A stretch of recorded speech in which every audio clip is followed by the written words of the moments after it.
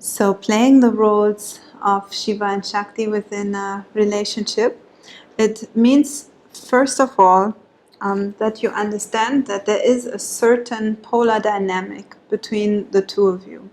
It does not mean, and this is something that leads to stereotypical behaviors, it does not mean that you are not also a complete being within yourself that has both consciousness and energy, that of course, if born as a woman walking the path of Shakti in this life, if you choose so, and as a man walking the path of Shiva, it does of course give some very different aspects, but nevertheless this doesn't mean, as it is sometimes misunderstood, that the woman is never conscious and the woman is not solar and she doesn't have discipline, or some silly stereotypical ideas. But much rather it means that when these two complete universes of the two lovers come together, so to say, when these universes collide, these galaxies collide, then the specific interaction between them that will, let's say, within essence, make both of them very likely the most fulfilled, is to make it a dance between Shiva and Shakti. As in, make it a dance of the essential, I don't even want to say needs, but it's more like, let's say, essential identifications that we carry as men and as women.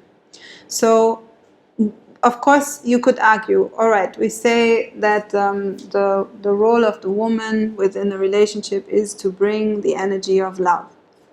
Of course, you could say, well, wait a second, and then the guy doesn't love. Of course, that wouldn't make any sense, right? Obviously, we know from psychology, we know from common sense that everybody needs love, everybody brings love, everybody has a necessity to learn, for example, to love actively. Nevertheless, the feminine viewpoint upon love, by principle, brings a certain revelation of that energy within the relationship. It brings a certain capacity to understand love, to relate to love in a wonderful and natural way somehow.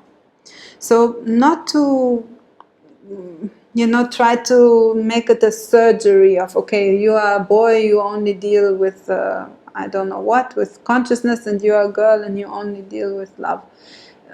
It's not like that, but nevertheless, we bring certain aspects to the relationship that can then allow to, let's say, enrich the two beings. Practically, it would mean that both of you awaken within your being a deep understanding of what it means to relate as a woman to Shakti and to relate as a man to Shiva, to come to a deep connection to those cosmic expressions of feminine and masculine.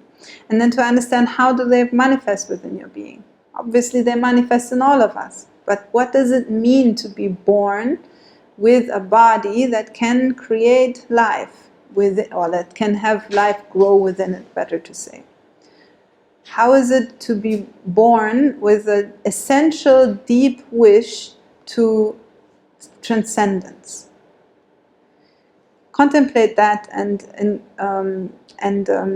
align yourself more and more with the findings within your soul. How does your soul wish to relate to Shakti? How does your soul wish to relate to Shiva? And then when these aspects become clear, then the game within the couple relationship also becomes clear.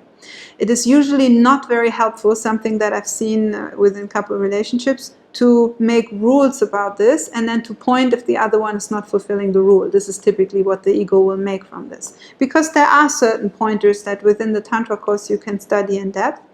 We do speak about, for example, the woman actively training to have trust and to trust into the direction of her beloved. Of course, this shouldn't be now done within extreme behavior where I don't know what wild things the direction is given towards, and then we follow that, and then we were hoping we get happy. It's not like that. It is, of course, you should remain very, very conscious and very alert in what you're doing. But therefore I don't want to give you so much some rigid rules, but much rather to understand that when you become one with Mother Nature as a woman, and you feel yourself as a part of Mother Nature continuously, something will be deeply fulfilled within your being that then will also come into the relationship. And if as a man you come to perceive your deep connection with this absolute silence of the void of nothingness of Shiva, something will be deeply fulfilled within your being. And that profound fulfillment you can bring into the relationship. And then it will become obvious who to speak when and so forth. Even our teachers that came up with these specific guidelines of how to act within relationships, they kept saying, look, it's a dance, and sometimes I will make a suggestion and she will make the choice, and sometimes like this and that. So don't get so hung up on specific rules, rather abide by the principles. Hey guys, if you like this video, make sure to like and subscribe to our YouTube channel for more content on spirituality, Tantra and more. And if you want to sign up for our online classes or for our retreats, you can see our website on the description below.